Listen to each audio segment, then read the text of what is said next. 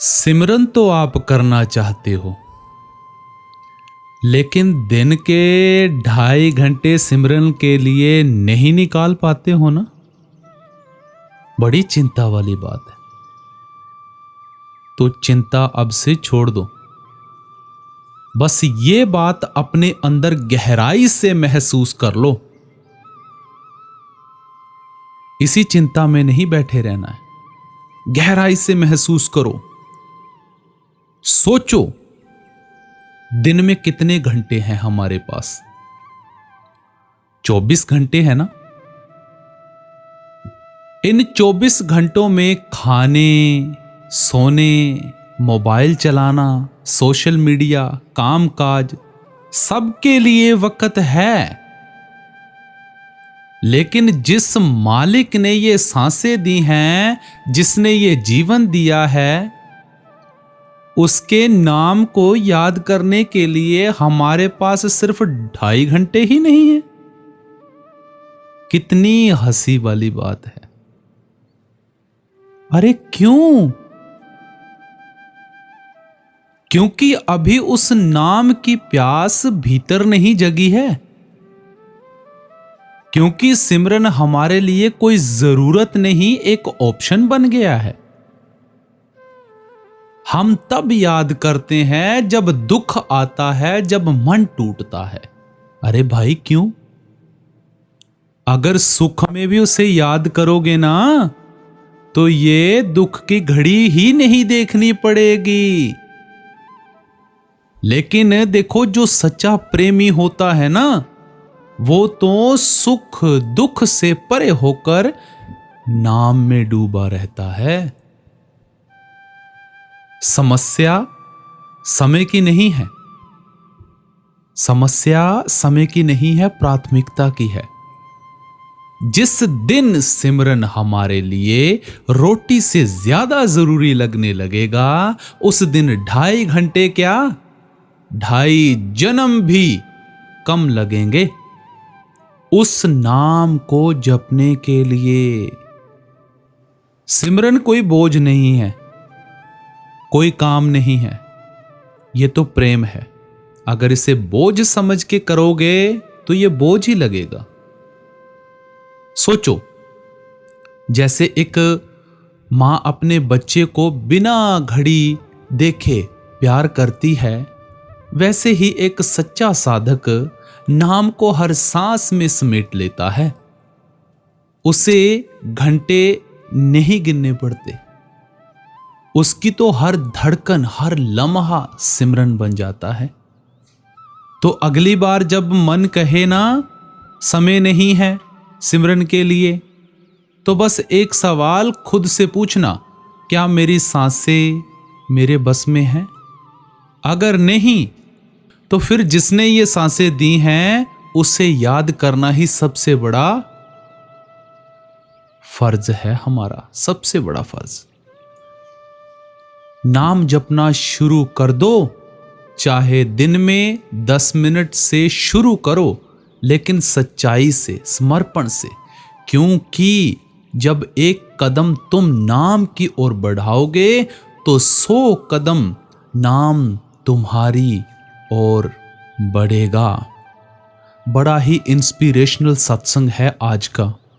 बेनती यही है, एकाग्रता के साथ एक मन एक चित होकर इस पूरे सत्संग को सुन लो। फिर उसके बाद आगे की करनी आप शुरू करो। आज की यह वाणी स्वामी जी महाराज की वाणी है। सत्संग के वचन।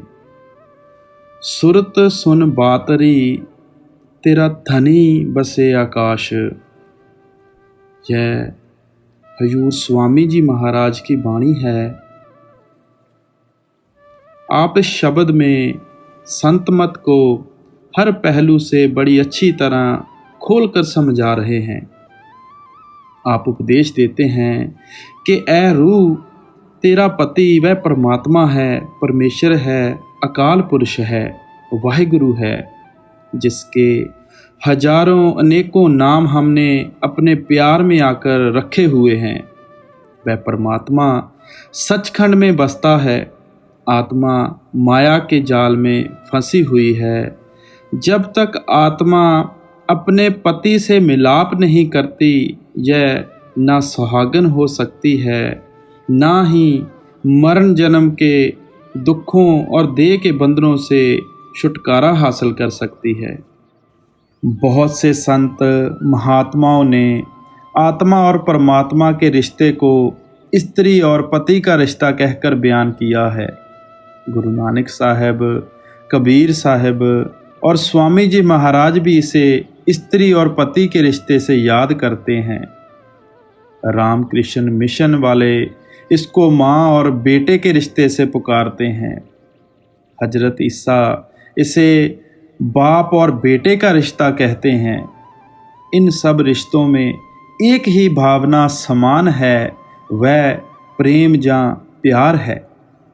इसीलिए आम कहा जाता है परमात्मा प्रेम है और प्रेम ही परमात्मा है। हम मालिक से प्यार करके, उसकी भक्ति करके ही वापस जाकर उससे मिल सकते हैं। हमारी आत्मा उस मालिक का अंश है। हम मालिक से बिछड़कर माया के जाल में फंसे हुए हैं। अपने अपने कर्मों के अनुसार 84 के जेल खाने में फंसे हुए हैं। कभी एक जगह जन्म लेते हैं, कभी दूसरी जगह। जहाँ भी पैदा होना पड़ता है वहाँ दुख ही दुख, मुसीबतें ही मुसीबतें सहनी पड़ती हैं। किसी जामे में सुख नहीं मिलता, शांति प्राप्त नहीं होती। हम देखते हैं किस तरह हमारी खुराक के लिए हजारों जानवरों की रोज हत्या की जाती है। किस तरह रोते पीटते चीखते चिल्लाते उनकी गर्दन पर छुरियां चलाई जाती हैं। कभी मन में विचार नहीं आया कि अगर हमें अपने कर्मों के कारण वहाँ जन्म लेना पड़ जाए तो हमारा क्या हाल होगा। वहाँ दुख महसूस करेंगे कि सुख। बैल के जामे की हालत देखें, बेचारा थक कर गिर पड़ता है। जिमीदार उसे लोहे की आर मारकर उठाने की कोशिश करते हैं। घोड़े के जामे की हालत देख लो, किस तरह बोझ लदा है और चाबुक पर चाबुक पड़ रहे हैं। निचले जामों की हालत तो क्या, खुद इंसान के जामे को ही देखें। इसे हम अशरफुल मखलूकात कहते हैं। महात्मा इसे सृष्टि का सरताज कहते हैं। हिंदू महात्मा इसे नर नारायणी देह कहकर समझाते हैं। इस जामे में भी सुख नहीं मिलता, शांति प्राप्त नहीं होती। किसी से भी पूछकर देख लें, दुखों से भरा हुआ दिखाई देता है। कोई औलाद के हाथ से दुखी है, कोई औलाद ना होने के कारण दुखी है, किसी को कर्ज लेने का दुख है, किसी को कर्ज देने का। कोई बीमारी से तंग आया हुआ है तो कोई बेरोजगारी के हाथों परेशान है। कौमों, मुल्कों, मजहबों के झगड़े हमेशा चलते ही रहते हैं। कितने गरीबों का खून होता है, कितनी औरतें विधवा होती हैं, कितने बच्चे यतीम होते हैं। जिस नगरी में ये हालत हो कि पता नहीं मौत कब आ जाए, किसके हाथों आ जाए, उस नगरी में सुख और शांति किस प्रकार प्राप्त कर सकते हैं। इसलिए हम सब उस परमात्मा की तलाश में हैं, उस अकाल पुरुष से मिलना चाहते हैं। महात्मा प्यार से समझाते हैं कि जब तक हम अपने ख्याल को उस जगह नहीं ले जाते जहाँ वह परमात्मा बसता है, तब तक हम उससे कभी मिलाप नहीं कर सकते। वह परमात्मा कहीं दूर नहीं है, वह हमारे शरीर या हमारी देह के अंदर है। जब भी मिलेगा देह के अंदर से मिलेगा। गुरु नानक साहब भी यही समझाते हैं कि इस देह में बैठकर ही हम मालिक की भक्ति कर सकते हैं। जे इंसान का जन्म 84 लाख जूनियाँ भुगतने के बाद मालिक ने हमें सिर्फ इसलिए दिया है कि हम मालिक की भक्ति करके मालिक से मिलाप कर सकें और इस देह के बंधनों से छुटकारा पा सकें। संत महात्मा दुनिया में केवल भक्ति का तरीका बताने के लिए ही आते हैं कि वे केवल शब्द या नाम का भेद देने के लिए आते हैं। वे दुनिया में कौम और मजहब बनाने के लिए नहीं आते। हम एक दूसरे के साथ लड़ना झगड़ना सिखाने, जहाँ हमारे हाथों में डंडे और तलवारें देने के लिए नहीं आते। वह तो हमसे मालिक की भक्ति करवाकर, हमें देह के बंधनों से याद करवाकर हमेशा के लिए परमात्मा से मिलाने के लिए आते हैं। अगर हम पर किसी का सबसे बड़ा और सच्चा उपकार है तो वह केवल संत महात्माओं का है। हजूर महाराज जी बड़ी सुंदर मिसाल देकर महात्माओं के दुनिया के परोपकार से तुलना करते थे। आप फरमाते थे कि मान लें एक जेल में बहुत से कैदी हैं। एक परोपकारी देखता है कि गर्मी का मौसम है, कैदियों को पीने का ठंडा पानी नहीं मिलता। वह बर्फ़ और शक्कर डालकर शरबत वगैरह कैदियों को पिला देता है। प्यासे को पानी देना एक अच्छा उपकार है। दूसरा देखता है कि उन्हें अच्छा खाना नहीं दिया जाता। वह और अधिक पैसा खर्च करके उन्हें अच्छे अच्छे खाने खिला देता है। यह भी एक बहुत बड़ा परोपकार है। तीसरा देखता है कि सर्दी का मौसम आ रहा है, कैदियों के कपड़े फटे पुराने हैं। वह और अधिक धन खर्च करके गर्म कपड़े बनवा देता है। यह परोपकार पहले परोपकारों से भी अच्छा है। यह सब परोपकारी उपकार करते हैं और इन उपकारों से कैदियों की हालत सुधरती जाती है, लेकिन फिर भी सब कैदी जेल खाने में ही बंद रहते हैं। फिर एक परोपकारी ऐसा आता है जिसके पास जेल खाने की चाबी है। वह जेल खाने का दरवाज़ा ही खोल देता है और सब कैदियों को आज़ाद कर देता है। इस तरह अगर कोई परोपकार सबसे ऊंचा और सच्चा है तो वह संत महात्माओं का है, क्योंकि वह इस संसार के जेल खाने की चाबी लेकर आते हैं। हमसे शब्द या नाम की कमाई करवा कर हमें हमेशा के लिए देह के बंधनों से आज़ाद करवाने के लिए आते हैं। लेकिन उन महात्माओं के चले जाने के बाद हम उनकी तालीम और उपदेश को छोटे छोटे दायरों में बंद करके कौमों, मुल्कों, मजहबों की शक्ल देने की कोशिश करते हैं। हम महात्माओं के असली उपदेश को ढूंढने की कोशिश नहीं करते, उनके बताए हुए रास्ते पर चलने की कोशिश नहीं करते। हम बाहरी रीति रिवाजों और कर्मकांड में बंध जाते हैं। जो सच्चाई या सार है हर मजहब की तय में एक ही है, उसे ढूंढने की कोशिश नहीं करते। नतीजा यह होता है कि सारी उम्र हम वहमों और भ्रमों में फंसकर दिन रात यहीं भटकते फिरते हैं। स्वामी जी महाराज हमारी आत्मा को प्यार के साथ समझाते हैं कि ऐ रूह, तेरा पति वह परमात्मा है, परमेश्वर है, वह सचखंड में बसता है। तू माया के जाल में फंसी हुई है। जब तक तू वहाँ वापस नहीं पहुँचती, उससे मिलाप नहीं कर लेती, तब तक सुहागिन नहीं हो सकती। तेरा 84 के चक्कर से छुटकारा नहीं हो सकता। तजो संग जारी तू देख पिया प्रकाश। अब आप उपदेश करते हैं कि ए आत्मा, अगर तुझे अपने पिया का नूर देखना है, अपने प्यारे का प्रकाश देखना है, तो मन का साथ छोड़ दे। अगर हमारे और परमात्मा के दरमियान कोई रुकावट है तो वह मन की रुकावट है। हमारा मन इंद्रियों के भोगों, शवाबों, कवाबों का आशिक है। मन के अधीन जो भी कर्म हम कर बैठते हैं, उसका नतीजा साथ साथ हमारी आत्मा को भी भुगतना पड़ता है। यह मन ही है जिसके अधीन होकर भाई भाई का दुश्मन है, कौम कौम की दुश्मन है, मजहब मजहब का दुश्मन है। हम किस तरह एक दूसरे का गला काटने की योजनाएं बनाते रहते हैं। यह जो कुछ भी हमसे करवाता है हमारा मन ही करवाता है। जब तक रास्ते में मन की रुकावट है, हमारी आत्मा कभी वापस जाकर परमात्मा से नहीं मिल सकती। मन की रुकावट को दूर करने का मतलब क्या है? हमारी आत्मा और मन की गांठ बंधी हुई है। जिस तरह हमारी आत्मा उस परमात्मा की अंश है, उसी तरह यह मन भी कोई छोटी चीज़ नहीं है। यह भी ब्रह्मा का अंश है, त्रिकुटी का रहने वाला है, मगर विषय वकारों, शराबों, ख्वाबों, दुनिया की शक्लों के अधीन होकर अपने आप को भूल चुका है, अपने असल को नहीं पहचानता। जब तक हमारी आत्मा मन का साथ नहीं छोड़ती, यह मालिक से नहीं मिल सकती। आत्मा मन का साथ तब छोड़ेगी जब मन ब्रह्मा में अपने ठिकाने पर पहुंच जाएगा।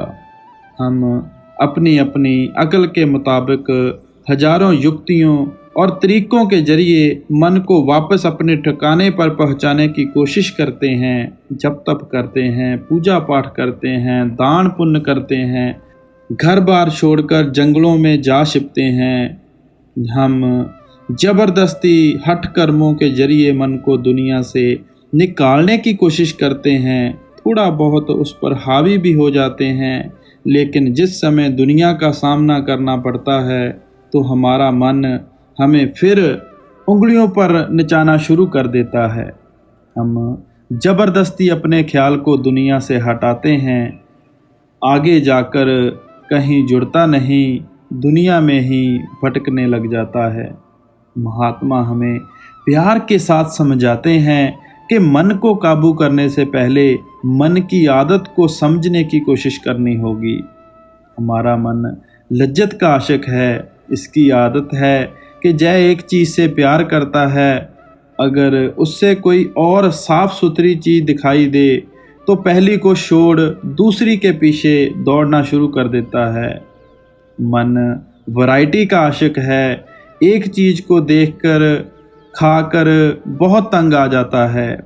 हमारा सबका अपना अनुभव है कि वह शक्लें या पदार्थ जिन्हें कभी अपना बनाने के लिए ज़िंदगी तक कुर्बान करने को तैयार हो जाते हैं, समय पाकर उससे नफ़रत करने लग जाते हैं, उन्हें देखना तक पसंद नहीं करते। जब तक हमारे मन को दुनिया की शक्लों, दुनिया के प्यार से ऊंची और पवित्र चीज़ नहीं मिलती, हम लाख कोशिश कर लें, हम अपने ख्याल को इनमें से नहीं निकाल सकते। वह चीज़ जिसे पाकर मन दुनिया से निकलता है, उसके बारे में स्वामी जी महाराज अगली तुक में फरमाते हैं, चलो गुरु की लारी तू पावे अजर निवास। अब आप फिर हमारी आत्मा को उपदेश देते हैं कि ऐ आत्मा, अगर तू मन का साथ छोड़ना चाहती है तो गुरमुखों का साथ ढूंढ, क्योंकि उनकी संगत में जाकर ही हमें मन को काबू करने का भेद मिलता है। गुरमुख बताते हैं कि हमारे अंदर नाम रूपी अमृत दिन रात बरस रहा है। उसका स्वाद बड़ा मीठा, ऊंचा और पवित्र है। जब हमारा मन उस शब्द या नाम के साथ जुड़ जाएगा, उसका स्वाद लेने लग जाएगा, तब ही हमारा ख्याल इंद्रियों के भोगों, विषय वकारों, शराबों, ख्वाबों से निकल सकेगा। गुरु रामदास जी का उपदेश है, नाम मिले मन तृप्तिये, बिन नामे त्रिग जीवास। जब मन को नाम रूपी अमृत पीने को मिल जाता है, तब उसको तृप्ति और शांति प्राप्त होती है। अगर इस देह में बैठकर नाम रूपी अमृत को नहीं पीते तो हमारा इस देह में आने का मकसद कभी पूरा नहीं हो सकता। गुरु नानक साहब फरमाते हैं, राम नाम मन बेदया अबर कै करी विचार। हमारा मन हिरन के समान दिन रात भटकता फिरता है, किसी एक स्थान पर नहीं टिकता। जब यह उस राम नाम से जुड़ जाता है तो हमेशा के लिए बिंद जाता है, काबू आ जाता है, वापस अपने ठिकाने पर पहुंच जाता है। गुरु अमरदास जी समझाते हैं, शब्द मरे मन निर्मल संतो ए पूजा थाई पाई, कि जब हम नाम की कमाई करके अपने आप को शब्द में लीन कर देते हैं, शब्द रूप हो जाते हैं, तब कहीं जाकर हमारा मन निर्मल होता है, पवित्र होता है। यह मालिक की भक्ति ही तो है जो हमें हमेशा के लिए अपने असली ठिकाने पर पहुंचाती है। सब संत महात्माओं का यही अनुभव है कि शब्द या नाम रूपी अमृत को पीकर ही हमारा मन दुनिया से अपना ख्याल निकालता है, क्योंकि उस नाम की लज्जत इतनी मीठी, ऊंची और पवित्र है कि उसे पाकर दुनिया की सभी लज्जतें फीकी पड़ जाती हैं। अगर किसी को हीरे जवाहरात मिल जाएं तो वह कौड़ियों के पीछे दर बदर ठोकरें नहीं खाता। लड़कियां गुड्डे गुड्डियों से तब तक खेलती हैं, उन्हें संभाल संभाल कर रखती हैं जब तक उनकी शादी नहीं होती। इसलिए महात्मा हमें समझाते हैं कि जब हमारा ख्याल नाम या शब्द के साथ जुड़ जाता है तो यह अपने आप दुनिया से अलग होने लग जाता है। गुरु नानक साहब की शिक्षा का, पूरे संत महाओं की शिक्षा या फिलॉसफी का बाकी साधनों से इतना ही फ़र्क है कि जहाँ दूसरे लोग ज़बरदस्ती अपने मन को दुनिया से हटाकर हठ कर्मों के द्वारा वश में करना चाहते हैं, वहाँ महात्मा समझाते हैं कि मन इस तरह ज़बरदस्ती वश में नहीं आएगा।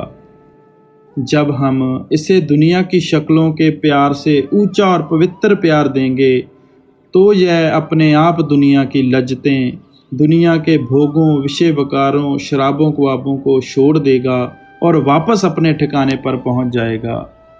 जो कुछ भी हमें मिलना है नाम की कमाई से मिलना है, शब्द की कमाई से मिलना है। सवाल उठता है कि वह शब्द कहाँ है? वह कहीं बाहर नहीं, हमारे शरीर के अंदर है, हमारी देह के अंदर है। महात्मा इसी को सच्चा नाम या सच्चा शब्द कहकर बयान करते हैं। नाम दो प्रकार का है, एक वर्णात्मक और दूसरा धुनात्मक। वर्णात्मक नाम वह है जो लिखने, पढ़ने और बोलने में आता है। हमने प्यार में आकर परमात्मा के जितने भी नाम रखे हैं वह सब लिखने में आते हैं, पढ़ने में आते हैं, बोलने में आते हैं। पहले तो हमारे कई मुल्क हैं, एक एक मुल्क की कई कई ज़ुबानें हैं। हर ज़ुबान में लोग उस परमात्मा को अनेक नामों से याद करते हैं। कोई वाहिगुरु कहता है, कोई अल्लाह, कोई रब या रहीम। इनमें से हर एक लफ्ज़ हमारे लिखने या बोलने में आता है, लेकिन जिस सच्चे शब्द या नाम की महात्मा महिमा करते हैं, जिसका महात्मा प्रचार करते हैं, वह ना आँखों से देखा जा सकता है, ना कानों से सुना जा सकता है, ना जुबान से बयान किया जा सकता है। हजूर महाराज जी उसको अनरिटन लॉ और अनस्पोकन लैंग्वेज कहकर समझाया करते थे। गुरु अंगद देव जी इसी नाम की महिमा करते हुए फरमाते हैं, अखीं बाझों वेखना विण कन्ना सुनना, पैरां बाझों चलना विण हत्थां करना, जीबे बाझों बोलना यूं जीवत मरना, नानक हुक्म पछाण के तो खसमे मिलना। हम इस सच्चे शब्द या नाम का भेद हासिल करने के लिए ही गुरमुखों की सोबत करते हैं, संत महात्मा की संगत करते हैं। ये जितने भी हमारे लफ्ज़ हैं इनकी मियाद या अवधि है, इसका कोई ना कोई वक्त मुकर्रर किया जा सकता है। कोई लफ्ज़ 100 साल पुराना है, कोई 500 साल पुराना है, कोई 1000 साल पुराना है। उस परमात्मा के हम हजारों अनेकों नाम रख चुके हैं, हम पिछले नाम भूल जाते हैं, अपने अपने प्यार में नए नाम रखते जाते हैं। हजारों अनेकों महात्मा आए हैं और हजारों अनेकों महात्मा आएंगे और हजारों अनेकों लफ्ज़ों से उस परमात्मा को याद करेंगे, लेकिन जिस नाम की स्वामी जी महाराज जहाँ महिमा करते हैं, सबसे पहले वह नाम था। सबको उस नाम ने पैदा किया है। गुरु अमरदास जी कहते हैं, नाम में ही ते सब कुछ हुआ। जो भी दुनिया की रचना आँखों से दिखाई दे रही है, इसको परमात्मा ने नाम के जरिए पैदा किया है। गुरु नानक साहब समझाते हैं, शब्द धरती, शब्द आकाश, शब्द शब्द हुआ प्रगास। सारी सृष्टि शब्द के पाछे, नानक शब्द घटे घट आछे। उस शब्द ने हमारी धरती, हमारे सूर्य, चंद्रमा आदि की रचना की है। यह सब दिखाई देने वाली वस्तुएं उस शब्द ने ही पैदा की हैं। वह शब्द हम सब के अंदर दिन रात धुनकारें दे रहा है। जे बोलें ਜਾਂ लिखे जाने वाले शब्द हमारे साधन ਜਾਂ जरिया हैं, वह शब्द हमारा मकसद ਜਾਂ लक्ष्य है। इन शब्दों के जरिए हमें वापस जाकर अपने ख्याल को धुनात्मक शब्द के साथ जोड़ना है। इन लफ्ज़ों को लेकर हमें कौमों, मजहबों, मुल्कों के झगड़ों में नहीं पड़ जाना है। एक दूसरे के साथ लड़ाई झगड़ा नहीं शुरू कर देना है। ज़रा सोचकर देखें, हमारे ये झगड़े उस वक्त तक हैं जब तक हमारा ख्याल उस धुनात्मक शब्द के साथ नहीं जुड़ता। जब तक हम लफ्ज़ों के चक्कर में फंसे हुए हैं, अगर हमारा ख्याल आज उस शब्द या धुनात्मक नाम से जुड़ जाए तो हमारा ना कोई मजहब है, ना कोई कौम है, ना ही हमारा कोई मुल्क है। संत महात्मा हमें इन वहमों, भ्रमों और झगड़ों में से निकालने के लिए आते हैं, मगर हम दुनिया के जीव इन चक्रों में से नहीं निकलते, बार बार इन झगड़ों में फंसते हैं। हम महात्माओं की तालीम से फ़ायदा उठाकर नाम की कमाई करने की कोशिश नहीं करते। वह नाम कहीं बाहर नहीं, हमारे शरीर के अंदर है। गुरु अमरदास जी फरमाते हैं, शरीरो भालन को बाहर जाए, नाम न लहे बहुत बेगार दुख पाए। जो लोग उस शब्द को दे या शरीर के बाहर ढूंढने की कोशिश करते हैं, वह बेगारियों की तरह अपने कीमती वक्त को जाया करने में लगे हुए हैं। बेगारी कौन होता है? वह जो दिन भर काम करता है, खून पसीना भी एक करता है, लेकिन शाम को खाली हाथ वापस घर आ जाता है। मेहनत भी की, वक्त भी बर्बाद किया, मगर हाथ पल्ले कुछ ना पड़ा। आप प्यार के साथ समझाते हैं कि शब्द हमारे शरीर या देह के अंदर है। सवाल उठता है कि नाम देह के अंदर है तो कहाँ है? हमारी देह के दो हिस्से हैं, एक आँखों से नीचे और दूसरा आँखों से ऊपर है। हमारे सोचने का केंद्र आँखों के पीछे है। आप देखें, अगर हम कोई बात भूल जाएं और उसे याद करना हो तो हमारा हाथ कुदरती तौर पर अपने आप इस नुक्ते या केंद्र पर आ जाता है। कभी भूली हुई बात को याद करने के लिए टांगों या पैरों पर हाथ नहीं मारते। आँखों के बीच के इस निशान का हमारे सोचने के साथ बहुत गहरा संबंध है। हमारा ख्याल जहाँ से उतरकर इन 9 द्वारों के जरिए सारी दुनिया में फैला हुआ है। ये 9 द्वारे कौन से हैं? 2 आँखें, 2 कान, 2 नाक के सुराख हैं, मुंह है, नीचे 2 इंद्रियों के सुराख हैं। जब इस जगह बैठे कभी औलाद की ओर ख्याल चला जाता है, कभी दफ्तरों की फाइलों की ओर चला जाता है, कभी कौमों, मुल्कों, मजहबों की ओर चला जाता है। इसको महात्मा सिमरन कहते हैं। जिसके बारे में हम सोचते हैं उसकी शक्ल भी आँखों के सामने आ जाती है। इसको महात्मा ध्यान करना कहते हैं। या जितनी भी दुनिया की चीज़ें हैं जिसका हम रोज़ सिमरन और ध्यान करते हैं, सब नाशवान हैं, सब फना हैं। उनका प्यार हमें उन्हीं का बनाए बैठा है। उनके प्यार के कारण हम मरण जन्म के दुखों में फंसे रहते हैं। महात्मा समझाते हैं, सबसे पहले हमें अपने फैले हुए ख्याल को वापस समेटकर आँखों के पीछे इकट्ठा करना है। जब हमारा ख्याल इस जगह पर इकट्ठा हो जाता है तो हमें पता चलता है कि वह मीठी से मीठी, सुरीली से सुरीली आवाज़ जो मालिक की दरगाह से आती है, हम सब के अंदर सुनाई दे रही है। वहाँ ना कौम का सवाल है, ना मजहब का सवाल है, ना मुल्क का सवाल है। हिंदू होकर अंदर जाएं, सिख या ईसाई होकर अंदर जाएं, उसी एक रास्ते से अंदर जाना है। अपने ख्याल को उसी शब्द के साथ जोड़ना है। अपनी सुरत अथवा आत्मा को 9 द्वारों से निकालकर उस शब्द या नाम के साथ जोड़ने का मतलब ही मुक्ति के द्वार पर पहुंचना है। गुरु अमरदास जी प्यार के साथ उपदेश करते हैं, 9 दरवाजे 10वें मुक्ता अनहद शब्द बजावणिया। जब तक हमारा ख्याल आँखों से नीचे नीचे है, हम मुक्ति हासिल नहीं कर सकते।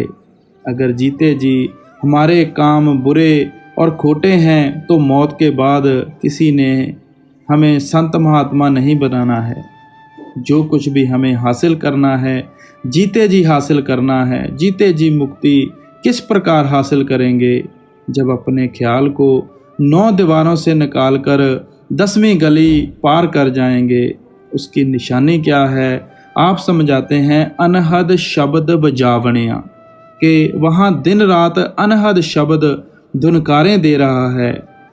जब तक हम ख्याल को उस बिंदु या केंद्र पर इकट्ठा नहीं करते जहाँ दाता दात दे रहा है, हम उस अमृत को पी कैसे सकते हैं?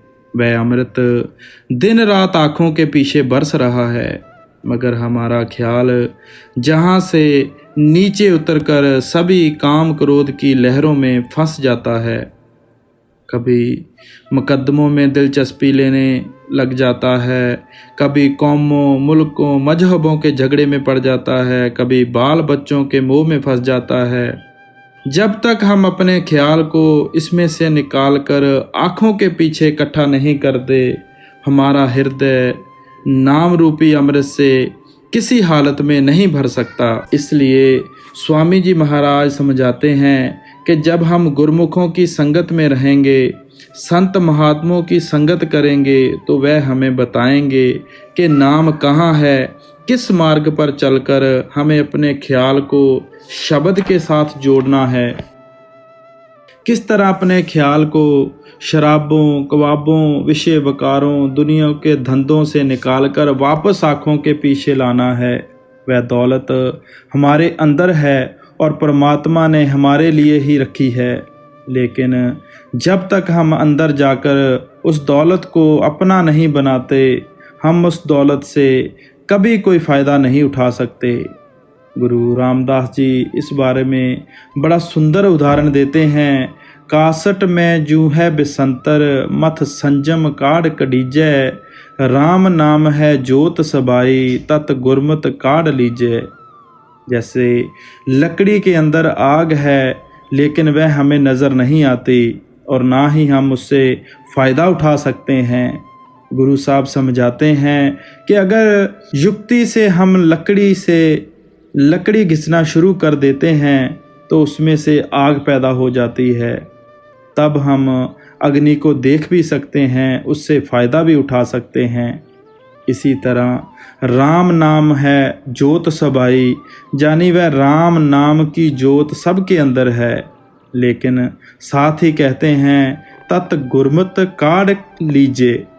इसका मतलब साफ है कि जब तक हम ख्याल को आँखों के पीछे तीसरे तिल में इकट्ठा करके उस ज्योत के दर्शन नहीं करते, तब तक हम उस ज्योत से, जो कि हम सब के अंदर है, फ़ायदा नहीं उठा सकते। हमें जब भी मुक्ति मिलेगी उस ज्योत के दर्शन करने पर ही मिलेगी। हमें मन के अधीन होकर उस ज्योत के दर्शन करने की कोशिश नहीं करनी है। हम आटा लेकर उसका दीपक बनाकर तेल या घी और बत्तियां डालकर ज्योत जला लेते हैं और दिन रात उन्हें माथा टेकते रहते हैं। जय विचार करने योग्य बात है कि हमारे गुरुद्वारों में ज्योत जलाई जाती है, गिरजाघरों में मोमबत्तियाँ जलाई जाती हैं, मुसलमान मज़ारों पर दिए जलाते हैं। यह चीज़ें महात्माओं ने जय समझाने के लिए बताई थी कि हम सब के अंदर इस प्रकार की ज्योत दिन रात चल रही है। बाहर की ज्योत इसलिए बनाई थी कि हमें अंदर ज्योत के दर्शन करने का शौक़ पैदा हो। अंदर ज्योत के दर्शन करके हम मुक्ति प्राप्त कर सकते हैं, लेकिन हमारा मन हमें अंदर जाने ही नहीं देता, दुनिया में फंसा देता है और हम दिन रात बाहर की ज्योत को ही माथा टेकते रहते हैं। इसी तरह गुरुद्वारों में शंख बजाते हैं, हर एक मंदिर के अंदर जाने से पहले घंटा बजाया जाता है, हमारे गिरजाघरों में पियानो बजाए जाते हैं। यह बातें महात्माओं ने हमें समझाने के लिए बनाई थी कि इस प्रकार की मीठी और सुरीली आवाज़ हम सब के अंदर दिन रात धुनकारें दे रही है। अपने ख्याल को आँखों के पीछे इकट्ठा करके उस घंटे और शंख की आवाज़ को सुनने की कोशिश करो। इस आवाज़ को सुनने से दुनिया के स्वाद फीके पड़ जाएंगे। हमारा ख्याल धुरधाम अपने घर की ओर चल पड़ेगा। हमने अंदर जाकर ना वह शंख सुना, ना उस घंटे की आवाज़ को सुना, बल्कि मंदिरों, गिरजाघरों, गुरुद्वारों के बाहर के घंटे, शंख आदि बजाने में ही लगे रहे। गुरु नानक साहब फरमाते हैं, अंतर जोत निरंतर बाणी साचे साहिब स्यों लिवलाई। हम सब के अंदर दिन रात वह जोत जल रही है, जिस जोत में से मीठी, सुरीली से सुरीली आवाज़ निरंतर निकल रही है। जब हम उस आवाज़ को सुनेंगे, उस जोत के दर्शन करेंगे, तो दुनिया का मोह दूर हो जाएगा और सच्चे साहिब से प्यार पैदा हो जाएगा। यह कौन सी वाणी है? यह वह वाणी है जिसने सारी दुनिया की रचना की है, जिसके आधार पर खंड ब्रह्मांड खड़े हैं। गुरु अमरदास जी फरमाते हैं, बाणी बजी चौजुगी सच्चो सच सुनाए। वह बाणी सतयुग में भी थी, त्रेता में भी थी, द्वापर में भी थी, अब भी है और आगे भी रहेगी। उस बाणी ने सारी दुनिया की रचना की है। वह बाणी कभी नाश नहीं होती, फना नहीं होती। अगर हमारा कोई गुरु है तो वह वाणी है। गुरु रामदास जी का फरमान है, बाणी गुरु, गुरु है बाणी। वह बाणी हमारा गुरु है, जिसे सुनकर हम मुक्ति हासिल कर सकते हैं। उस मीठी धुन को बाणी कहते हैं। शब्द कहें, नाद, कलमा या बांगे समानी कहें, अमर नाद, राम नाम, धुन या इसमें आजम कहें। हजरत ईसा उसे वर्ल्ड या लॉगस कहते हैं। अलग अलग मुल्कों और मजहबों के महात्माओं ने उस चीज़ को, उसी ताकत को अलग अलग शब्दों के जरिए बयान किया है। स्वामी जी महाराज फरमाते हैं कि जब हमारा ख्याल उस सच्चे शब्द के साथ जुड़ जाता है, उसकी लज्जत इतनी मीठी, ऊंची और पवित्र है कि उस लज्जत को पाकर दुनिया की सब लज्जतें फीकी पड़ जाती हैं। गहो सरन कोई सादरी, जो मिले शब्द घरबास। अब आप प्यार के साथ बतलाते हैं कि जिन गुरमुखों की तलाश करनी है, जिनसे नाम या शब्द का भेद लेना है, वह कैसे महात्मा हैं, उनके साथ हमारा क्या रिश्ता होना चाहिए। स्वामी जी महाराज फरमाते हैं कि हमें शब्द स्वरूपी, शब्द अभ्यासी महात्मा को ढूंढना है, जो स्वयं शब्द की कमाई करते हैं और इससे भी यह कमाई करवा लें। हमारा असली गुरु तो नाम या शब्द है। महात्मा हमारी आत्मा को शब्द या नाम के साथ जोड़ते हैं। इसलिए हम महात्मा की महिमा करते हैं और उनसे प्यार करते हैं। उन्हें वापस जाकर शब्द या नाम में समा जाना है। इसलिए हम भी उनके प्यार में बंधकर शब्द या नाम में जा समाते हैं। ऐसे महात्मा समाज पर बोझ बनकर नहीं आते, बल्कि दाता बनकर आते हैं। वह कुछ देते ही हैं, लेते नहीं। संत महात्माओं का इतिहास पढ़कर देख लें। गुरु नानक देव जी ने करतारपुर गांव में खेती की, अपनी और अपने बाल बच्चों की परवरिश की, साध संगत की सेवा की। कबीर साहिब जीवन भर ताना तनते रहे। गुरु रविदास जी सारी उम्र जूतियां गांठते रहे। इस तरह सब महात्मा कोई ना कोई कामकाज करते रहे, अपनी मेहनत की कमाई करते करते और साध संगत की सेवा मुफ्त में करते रहे। गुरु नानक साहब तो यहाँ तक उपदेश करते हैं, गुर पीर सदाए मंगण जाए, ताकै मूल न लगिए पाए, घाल खाए किश हाथों दे, नानक राह पछाणे से। जो गुरु और पीर अपने शिष्यों सेवकों से मांगते फिरते हैं, उनके पैरों पर माथा ही नहीं टेकना चाहिए। कैसे महात्मा को ढूंढना है जो स्वयं मेहनत की कमाई करता हो और हमसे भी मेहनत की कमाई करवाए। जब तक हम मेहनत की कमाई नहीं करते, हमारे अभ्यास में बरकत ही नहीं हो सकती। आप देखते हैं कि कोई भी इंसान दूसरे को यूं ही पैसे नहीं देता। जब हम किसी साधु को खिलाते हैं, कुछ देते हैं, तो मन में कई इच्छाएं रखते हैं। अपनी गंदगी निकालकर उसके सिर डालने की कोशिश करते हैं। जिन इच्छाओं के साथ खिलाया है उन्हें भरने भुगतने के लिए उस साधु को देह के बंधनों में आना पड़ेगा और साथ ही खिलाने वाले को भी आना पड़ेगा। इसलिए महात्मा हमें अपनी मेहनत की कमाई करने के लिए कहते हैं। दुनिया में अपना फर्ज समझकर रहना है। इस बात को स्वामी जी महाराज अगली तुक में स्पष्ट करते हैं। तन पिंजरा यह काल का, क्यों करें पराई आस।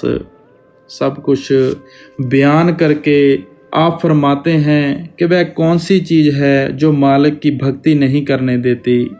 वह देह का प्यार है जो हम देह में बैठकर दिन रात ऐशो इशरत, शराबों, कबाबों आदि में लगे हुए हैं।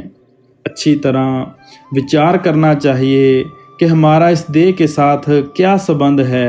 जय किराए का मकान है, पराया मकान है, काल का पिंजरा है। जितने जितने सांस परमात्मा ने बख्शे हैं उन्हें पूरा करने के बाद इस देह को यहीं छोड़ जाना है। ये देह ना आज तक किसी के साथ गई है और ना ही जा सकती है। जब इस देह को साथ नहीं जाना तो इसमें बैठकर जो दुनिया के साथी बनाए हैं वह हमारी क्या सहायता कर सकते हैं। हम अपने बहनों, भाइयों, मित्रों, संबंधियों के लिए कौन कौन सी ठगियाँ और बेईमानियाँ नहीं करते, किन किन असूलों को कुर्बान नहीं करते, उनके लिए कितना समय बर्बाद करते हैं। उन सब का संबंध केवल हमारे शरीर के साथ है। इनमें से कई हमें छोड़कर चल देते हैं और कईयों को हम छोड़ जाते हैं। मौत के समय ये सब हमारे आसपास ही बैठे रह जाते हैं। किसी को यह नहीं पता चलता कि मौत के फरिश्ते किधर से आते हैं और हमें लेकर किधर चले जाते हैं। इन सब से हमारा लेन देन का संबंध है, गर्जों का प्यार है। कोई यार दोस्त बनकर आ गया, कोई भाई बहन बनकर आ गया, कोई बेटा बेटी बनकर आ गया। जैसे जैसे इनके साथ लेन देन का हिसाब ख़त्म होता है सब अपनी अपनी राह चल पड़ते हैं। इसलिए इनमें अपना फ़र्ज समझकर रहने की कोशिश करनी चाहिए। दुनिया को छोड़कर जंगलों पहाड़ों की ओर दौड़ने की कोशिश नहीं करनी चाहिए। संत मत हमें कायर और बुज़दिल नहीं बनाता। हमें दुनिया में रहना है, सूरमा और बहादुर बनकर रहना है, लेकिन दुनिया में रहते हुए भी दुनिया की मैल में नहीं लिबड़ना। अपने ख्याल को शब्द या नाम के साथ जोड़कर रखना है। 10 इंद्री के भोग की तेरे पड़ी गले में फांस। अब आप फिर आत्मा को उपदेश करते हैं कि ऐ आत्मा, अगर तुझे अपने प्रियतम से मिलना है, पिया का नूर और प्रकाश देखना है, तो अपने गले में पड़े हुए इंद्रियों के भोगों के फंदे को उतार दे। आप समझाते हैं कि हम दुनिया के जीव हमेशा इंद्रियों के भोगों, शराबों ख्वाबों की लज्जतों में लगे रहते हैं। हम समझते हैं ये जग मिठा, अगला किन डिठा। मन को कह देते हैं कि नरकों स्वर्गों की कहानियाँ महात्माओं ने यूं ही हमारा खून सिखाने के लिए बनाई हुई हैं। इंसान का जामा तो परमात्मा ने शराबों, ख्वाबों, विषय वकारों के लिए बख्शा है। स्वामी जी महाराज हमें गफलत की नींद से जगाना चाहते हैं। हमें यह नहीं भूलना चाहिए कि इस देह में बैठकर किए गए सब बुरे और खोटे कर्मों का हिसाब हमें देना पड़ेगा। यह हमारे गले में फंदा है। मौत के समय हम रोएंगे, चीखेंगे, लेकिन उस वक्त कौन किसी की पुकार और फरियाद सुनता है। अगर कर्म करते समय नहीं सोचेंगे तो नतीजा भुगतने के समय कौन हमारी मदद करेगा। इसलिए स्वामी जी महाराज फरमाते हैं कि हमें कर्म सोच समझ कर करने चाहिए। अपने मन को इंद्रियों के भोगों से रोकने की कोशिश करनी चाहिए। मन कब रुकेगा? जब यह सिमरन में लग जाएगा। हमारा मन कभी टिक कर नहीं बैठता। जय कुछ ना कुछ सोचता ही रहता है। इसीलिए हमें उस परमात्मा के नाम का सिमरन करना चाहिए जिसने सारी दुनिया की रचना की है, जो हम सबका बादशाह है, सबका दाता है, जिसे कभी नाश या फना नहीं होना है। वह निश्चल है, मरण जन्म में नहीं आता। गुरु अर्जन देव जी फरमाते हैं, निश्चल एक आब अविनाशी, सो निश्चल जो तिसे त्याईदा। जो सज्जन उस परमात्मा का ध्यान करते हैं, उसके नाम का सिमरन करते हैं, वो भी निश्चल हो जाते हैं। वे हमेशा के लिए मरण जन्मन के दुखों से निकल जाते हैं। जब हम अपने मन को सिमरन में लगा देंगे तो जय अपने आप भी भोगों से निकल जाएगा। हमें अपने ख्याल को दुनिया से हटाकर शब्द के साथ जोड़ना है। जब मन शब्द के साथ जुड़ जाता है तो अपने आप दुनिया से टूट जाता है। यह सिमरन ही है जिसके द्वारा हमें अपने ख्याल को पैरों के तलवों से निकालकर आँखों के पीछे इकट्ठा करना है। जब तक ख्याल जहाँ इकट्ठा नहीं होता तब तक वह शब्द या नाम से नहीं जुड़ सकता। हम दुनिया के जीव आम तौर पर सिमरन करने की कोशिश ही नहीं करते और ना ही शब्द को सुनने की कोशिश करते हैं। ख्याल हमारा सिमरता नहीं, जिसके कारण ना तो हम उस शब्द की लज्जत ले सकते हैं, ना ही शब्द हमें अपनी ओर खींचता है। इसलिए सवेरे उठकर सबसे पहले 2.5 घंटे सिमरन को देने चाहिए। जब हम गाड़ियाँ या बसों में सफ़र करते हैं, मन क्या क्या दलीलें नहीं करता, क्या क्या बातें नहीं सोचता। हम पिछली बातें सोच सोच कर ही दुखी होते रहते हैं। हमारे 90% दुख मुसीबतें पिछली सोचों में से निकलते हैं। अगर उस समय सिमरन करेंगे तो हमारा मन ऐसे विचारों से नहीं उलझेगा। दूसरे, जब हम भजन पर बैठेंगे तो हमारा ख्याल जल्दी आँखों के पीछे इकट्ठा होकर शब्द से जुड़ जाएगा। जब सारे दिन में 21 या 22 घंटे दुनिया के पदार्थों और शक्लों का ही ध्यान या सिमरन किया तो भजन में बैठते समय मन ने सिमटने में भी उतना ही समय लेना है।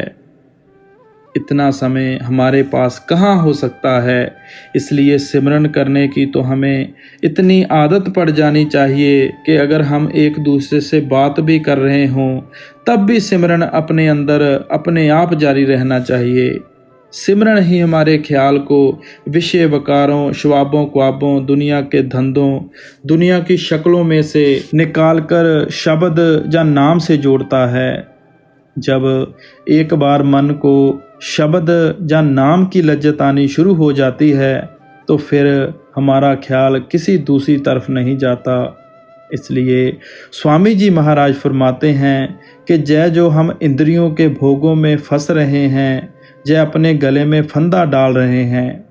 इसलिए आप आत्मा को उपदेश देते हैं कि ऐ आत्मा, अपने ख्याल को इंद्रियों के भोगों में से निकाल। 9 द्वारन में बंद रही, अब चैन नहीं एक श्वास। अब आप समझाते हैं कि जब तक हमारा ख्याल आँखों से नीचे है तब तक दुख ही दुख हैं, मुसीबतें ही मुसीबतें हैं। जो थोड़े बहुत सुख नज़र आते हैं, समय पाकर इन्हें भी मुसीबतों में बदल जाना है। जब तक हमारा ख्याल काम, क्रोध, लोभ, मोह, अहंकार रूपी 5 अग्नियों में से जल रहा है, हम सुख शांति कैसे पा सकते हैं। हम दुनिया के जीव दुनिया की शक्लों, दुनिया के पदार्थों में सुख ढूंढने की कोशिश करते हैं। स्वामी जी महाराज प्यार के साथ समझाते हैं कि जब तक हमारा ख्याल आँखों से नीचे नीचे है, हम दुखों और मुसीबतों में हैं। हमें सुख और शांति कैसे मिलेगी, यह आगे बताते हैं।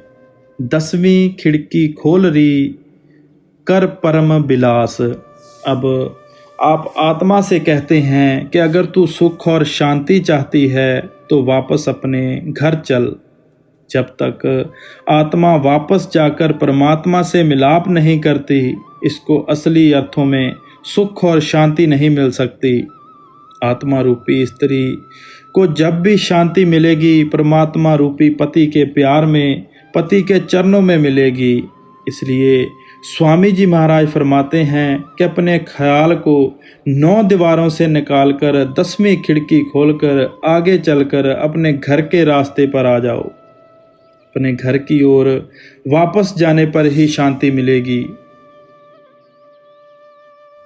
गुरु अमरदास जी का उपदेश है, जिन्हीं घर जाता अपना से सुखिए भाई।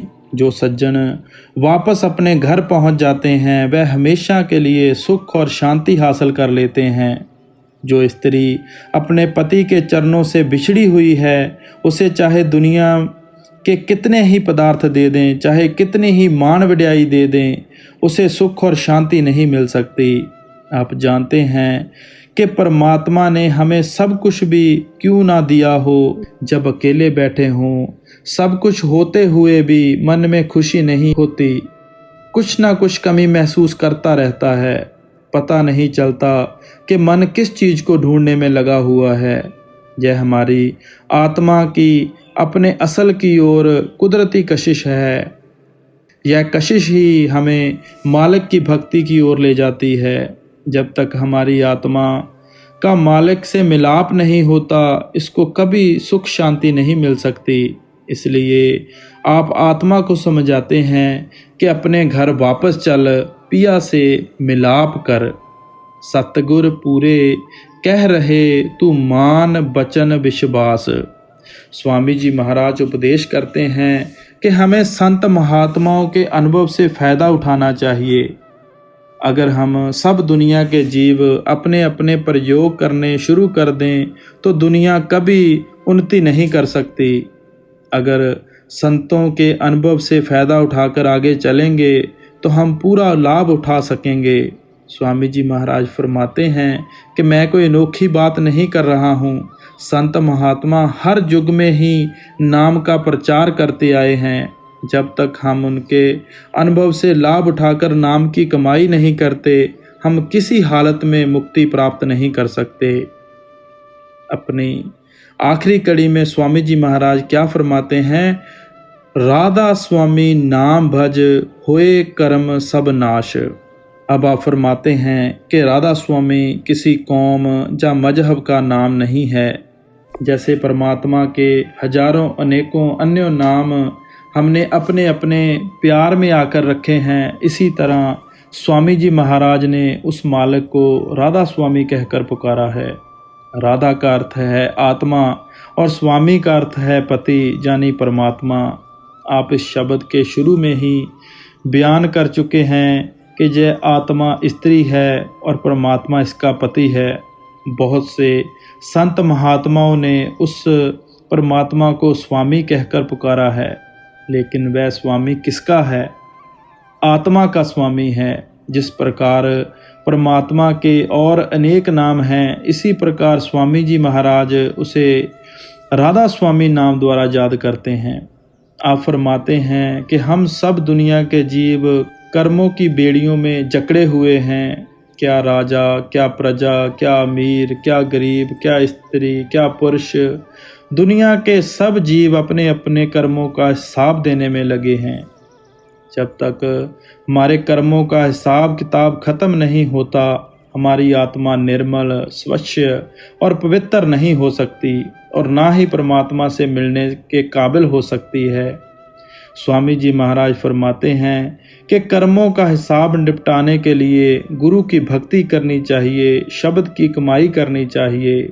कर्म 3 प्रकार के हैं। एक प्रारब्ध कर्म हैं, दूसरे क्रियमान और तीसरे संचित कर्म हैं। प्रारब्ध कर्म वह हैं जिसके कारण यह इंसान का जामा मिलता है। जो कर्म पीछे कर आए हैं अब उन्हें भुगत रहे हैं, जो कुछ अब करेंगे आगे चलकर भुगतना पड़ेगा। किसान पिछली फसल घर ले जाता है और आगे के लिए फिर खेत में बीज डाल देता है। जो प्रारब्ध कर्म हैं जिनके कारण इंसान का जामा मिला है, यह हमें देह में बैठकर भुगत लेने हैं। मालिक की मौज और भाना समझकर उनका हिसाब भुगत लेना है। हुक्म में रहने का अर्थ है भाने में रहने का अर्थ है कि हम अपने प्रारब्ध कर्मों का हिसाब खुशी खुशी चुका दें। अगर आगे मालिक की भक्ति करेंगे तो हमसे ऐसा कोई बुरा कर्म नहीं होगा जिसका नतीजा भोगने के लिए हमें देह की कैद में आना पड़े। इस प्रकार हम नए या क्रियामान कर्मों से बच जाएंगे। जो हमारे संचित कर्म हैं वह पिछले कई जन्मों से इकट्ठे होते आए हैं। उन्हें नाश करने का केवल एक ही तरीका है, एक ही साधन है, वह यह है कि हम शब्द या नाम की कमाई करें। जब हमारे तीनों प्रकार के कर्म नाश हो जाते हैं तो हमारी आत्मा स्वच्छ, निर्मल और पवित्र हो जाती है, अपने असल में मिलने के काबिल बन जाती है। इसलिए स्वामी जी महाराज हमें प्यार के साथ समझाते हैं कि हमें मालिक की भक्ति करनी चाहिए, नाम या शब्द की कमाई करनी चाहिए। जब तक आत्मा स्वच्छ, निर्मल और पवित्र नहीं होती, या कभी अपने असल, अपने मूल से मिलने के काबिल नहीं हो सकती। गुरु प्यारी साध संगत जी, आज का सत्संग यहीं पे समाप्त होता है। जैसे स्वामी जी महाराज ने बड़ी अच्छी तरह खोल खोल कर इस शब्द की महिमा की है, हमें समझाने की कोशिश की है। हमें भी चाहिए कि स्वामी जी का उपदेश मानकर दिन रात भक्ति में बैठ जाएं, अपने दिन के 2.5 घंटे का सिमरन जरूर करें। बाबा जी की तरफ से बहुत बहुत प्यार, आशीर्वाद। राधा स्वामी जी।